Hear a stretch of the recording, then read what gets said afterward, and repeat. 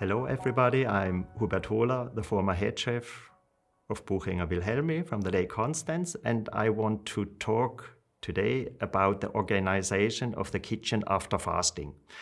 I know one of the highlights at Buchinger Wilhelmi in our clinic is the fast breaking and the food reintroduction, and it's very, very important as we want to spoil you, we want to show you how to create very healthy and yummy dishes. And it's not so complicated as a lot of people think, as we have some very, very easy recipes. And then it's the time at home just to, perhaps you want to change your habits, and then it's the time for you to organize your kitchen. And I have some ideas for you, as I was just yesterday asked in a presentation kitchen how to do that. And I think first of all, it's to organize your family. As for me, it was always a challenge when the kids lived with us at home. I have 3 of them, and I didn't know if they come for eating or not. And so I bought a lot, and then you have leftovers, and this is always a lot to do then, that you have to throw nothing into the garbage so that you can use everything. So best is if you know who is eating with you today, and so we check that at first.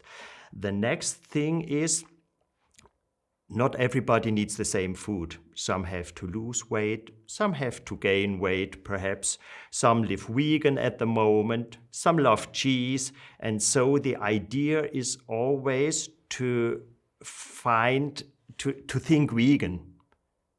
If you have good recipes, good vegan recipes, like we have, it's very easy to add some cheese or some other things with it. And so you can also just in addition, or you cook the things which are low in calorie, also like we do. And then you can add, the one who has to gain weight can add some nuts, can add some oil or some cheese, whatever she wants to have. So very important just to have that basic in your mind.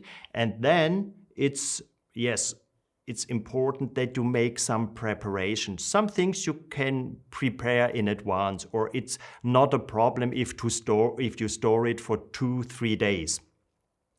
And the things which are real good storable are, for example, cereals, even when they are already heated. So when I make polenta, for example, I take the fresh polenta, which I prepared. It's like a pudding, and I eat it with some ratatouille or something like that. Then I make more, spread it in an oven-proofed form, and store it in the fridge for 2-3 days after. Then I can the idea is then to have some spinach freshly sauteed or something like that. Give it on your polenta, add some nuts, and then you have a gratin later, 2 days later, if you like. The idea is to make the sauces, for example, the white basic sauce or other sauces, make more when you prepare them. You can keep them later in the fridge. If you have the white basic sauce, you can make soups from it. You can make a gorgonzola sauce. You can make a herb sauce, a saffron sauce, whatever you like from the same basic. The basic is storable, 4 days in the fridge. And if you have the feeling, okay, I think the next 2 days I have invitations, I don't eat at home, deep freeze it. It's not a problem. When you think around vegetables, unfortunately, the best is to make everything fresh, for sure. But to make everything fresh, it's perfect. And the biggest enemy of the good is the perfect. So sometimes good is good enough. And therefore, for me, when I make a ratatouille, I eat it fresh at that moment, at that day, but I store it in the fridge, and 2 days later, I can eat it cold, just for a little snack. I can accompany it with some other cereals, with some rice. And so it's not necessary to do it every day very, very fresh. It's when you have good ingredients and you store them directly after heating, it's not a problem to eat it 2 or 3 days later. Another thing is, if you go shopping, there are several vegetables which you can store at home fresh for a week, 10 days. If you think cabbage and these things, they are storable very good. The roots, the beetroots, the carrots and all these things, so you don't have to go every day shopping. Even a salad, if you have a Batavia or something like that, 4 days, not a problem to store. And if you think about the fruit vegetable like tomatoes, eggplants, courgette, if you are able to improvise your recipe so that you don't have to follow a recipe exactly, you can change the ingredients and it's very, very easy for you. So in our presentation kitchen, which we are doing, for me it's the most important thing to explain, to show our ideas, how easy it is. So I think everybody who is cooking at home, and this is a sentence from Paul Bocuse, one of the greatest chefs in our world he said, each person who loves to cook has minimum 5 recipes which no chef in the world can make better.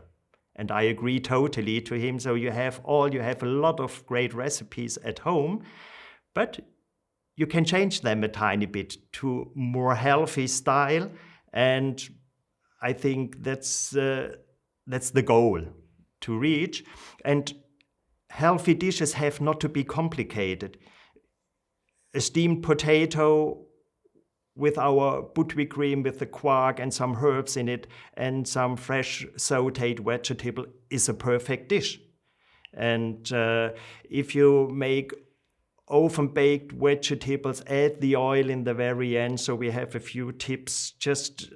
It's great. You can store it in the fridge. My youngest daughter, when she were at home and she came with her girlfriends and they wanted to snack anything in the afternoon, they opened the fridge and her friend said, "Oh wow, it's like a food bar in your home. There's always some healthy thing and it's better to eat some vegetable sautéed or oven baked from yesterday than to have a choco bar or something like that."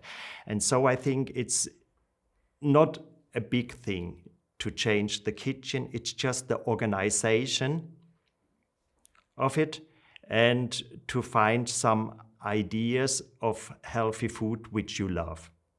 So hopefully these tips were helpful for you. And if you just want to see the recipes, follow our channel. We have a lot of recipes on YouTube and hope to see you soon. Bye-bye.